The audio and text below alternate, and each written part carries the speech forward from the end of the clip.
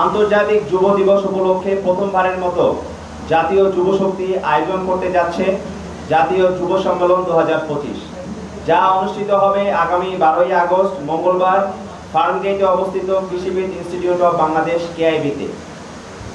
আন্তর্জাতিক যুব দিবস কেবল একটি প্রতীকী দিন নয়, বরং সমাজে যুবদের কণ্ঠস্বর শানিত করার পাশাপাশি তাদের ক্ষমতায়ন ও সার্বিক অংশগ্রহণ বাড়ানোর প্রতিশ্রুতি নিশ্চিত করে। আন্তর্জাতিকভাবে পালিত এই দিবসের এবারের theme local youth actions for the এসডিজিস and the beyond আমাদের স্মরণ করিয়ে দেয় যে সবচেয়ে শক্তিশালী পরিবর্তন স্থানীয় পর্যায় থেকেই শুরু হয়। এটি আমাদের চ্যালেঞ্জ করে যেন আমরা স্বীকার করি তরুণরা কেবল একটি সুন্দর বাংলাদেশের স্বপ্নদ্রষ্টা নয়, বরং নিজেদের সম্প্রদায়ের পরিবর্তনের সক্রিয় চালিকা শক্তি, যারা সমস্যা সমাধান করছে, অংশীদারিত্ব করছে এবং এমন পদক্ষেপ নিচ্ছে যা টেকসই উন্নয়নের যে লক্ষ্য তা অর্জন করতে সহায়তা করে এবং সেই লক্ষ্যকে অতিক্রম করে আরও ন্যায়সঙ্গত অন্তর্ভুক্তিমূলক ভবিষ্যতের দিকে এগিয়ে নিয়ে যায়। জাতীয় যুব শক্তি প্রতিষ্ঠিত হয়েছে বাংলাদেশের সকল যুব সমাজের জন্য একটি প্ল্যাটফর্ম হিসেবে। ধর্ম, জাতি, ভাষা, অঞ্চল, লিঙ্গ বা সামাজিক প্রেক্ষাপট পটভূমি নির্বিশেষে আমরা বিশ্বাস করি প্রতিটি তরুণ সমাজ মর্যাদার দাবিদার এবং দেশের উন্নয়নে সমানভাবে অবদান রাখার অধিকার রাখে। 12ই আগস্ট দেশের প্রতিটি জেলা থেকে আসা যুব শক্তির ডেলিগেটেড নেতৃবৃন্দ একত্রিত হবেন। সঙ্গে থাকবেন বিভিন্ন রাজনৈতিক দলের নেতৃবৃন্দ, নাগরিক সমাজের প্রতিনিধিবৃন্দ, যুব সংগঠন সমূহ এবং জাতিসংঘ ও আন্তর্জাতিক বিভিন্ন প্রতিষ্ঠানের প্রতিনিধিবৃন্দ।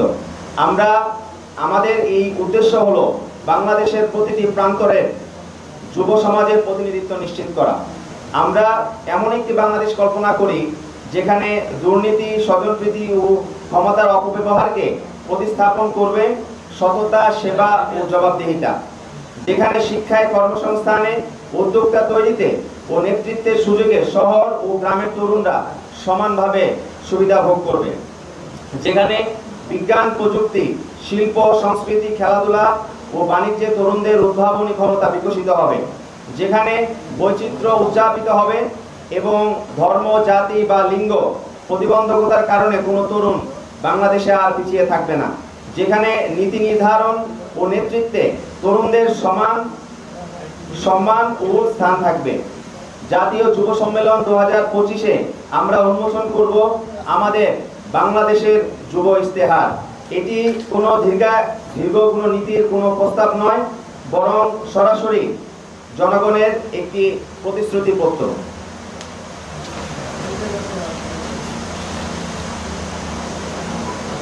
সেই ইশতেহারে জোর দেওয়া হবে সকলের জন্য মর্যাদা, সমান সুযোগ, সৎ নেতৃত্ব এবং জাতীয় ঐক্যের। সম্মেলনের শেষে আমরা নেব এক ঐক্যবদ্ধ যুব শপথ, যেখানে প্রতিটি অংশগ্রহণকারী অঙ্গীকার করবে যে তারা সরকারে, বিরোধী দলে বা সংসদের বাইরে যেখানেই থাকুক না কেন জনগণের আস্থা কখনো তারা ভঙ্গ করবে না এবং জনগণের সম্পদ কখনো তারা অপব্যবহার করবে না। এটি কেবল আরেকটি রাজনৈতিক অনুষ্ঠান নয়, এটি প্রতিশ্রুতির একটি মহাসমাবেশ এবং মূল্যবোধের ঘোষণা এবং বাংলাদেশের রাজনৈতিক সংস্কৃতির এক নতুন দিগন্ত উন্মোচনের এক পদক্ষেপ।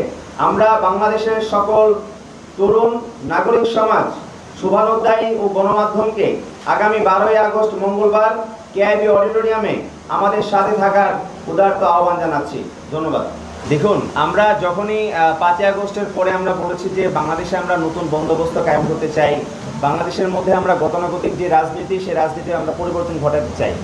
আমরা যখনই সিস্টেম ভাঙার কথা বলেছি, আমাদের এই সিস্টেম এর সাথে স্বার্থ সংশ্লিষ্ট যারা রয়েছে তারা সকলে তরুণদেরকে পিছিয়ে দেওয়ার জন্য, তরুণরা যেন রাজনীতি থেকে যেন তারা বিমুখ হয়ে যায়, সেজন্য কিন্তু তারা সর্বাত্মকভাবে চেষ্টা চালাচ্ছে এবং বর্তমানেও তারা সক্রিয়।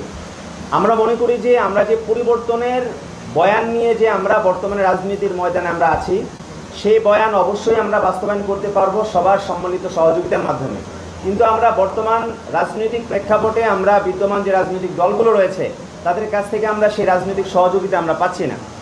আমরা দেখতে পাচ্ছি যে তরুণরা যে কোনো তরুণদের বা আমাদের যে এই গণ অভ্যুত্থানের যারা সম্মুখ সারির যারা নেতৃবৃন্দ যারা রয়েছেন তাদেরকে বিতর্কিত করার জন্য এমন কোনো শক্তি নাই যে আজকে তাদেরকে বিতর্কিত করার জন্য চেষ্টা তারা অব্যাহত রাখছে না।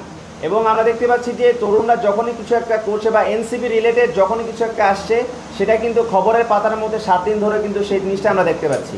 কিন্তু অন্যান্য ক্ষেত্রে আমরা দেখতে পাচ্ছি যে অন্যান্য অনেক কিছুই কিন্তু অনেক গ্র্যাভিটিফুল বা অনেক গুরুতর অনেক কিছু হয়ে যাচ্ছে, কিন্তু সেগুলো কিন্তু কখনো মিডিয়ার মধ্যে আসছে না। আপনারা জানেন যে গত কয়েকদিন আগে কক্সবাজারের একটা ইস্যুকে সামনের মধ্যে আনা হলো এবং সেখানে মিথ্যাচার করা হলো বাংলাদেশের মেইনস্ট্রিম মিডিয়াতে, যে সেখানে একজন সাবেক মার্কিন রাষ্ট্রদূতের সাথে এনসিপির যারা নেতৃবৃন্দ যারা রয়েছেন তাদের নাকি বৈঠক হয়েছে, এবং সেই জিনিসটা মেইনস্ট্রিম সকল জায়গাতে প্রচার করা হলো এবং বাংলাদেশের মানুষ কিন্তু এটা বিশ্বাসই করে নিয়েছে যে আসলে আমাদের এনসিপি যারা নেতৃবৃন্দ রয়েছেন তারা সেখানে মার্কিন রাষ্ট্রদূতের সাথে তারা সেখানে বৈঠক করেছেন। এবং এটা কিন্তু একটি ভিন্ন বার্তা দেয়, এটি অবিশ্বাসের জন্ম দেয়। তো তরুণরা আমরা যখন সেখানে পরিবর্তনের কথা বলছি, সেখানে তো অবশ্যই আমরা প্রত্যাশা করি যে বাংলাদেশের সকল মিডিয়া থেকে শুরু করে বাংলাদেশের যে রাজনৈতিক দলগুলো আছে তারা যেন আমাদের প্রতি সেই সহনশীল আচরণ যেন তারা প্রদর্শন করেন।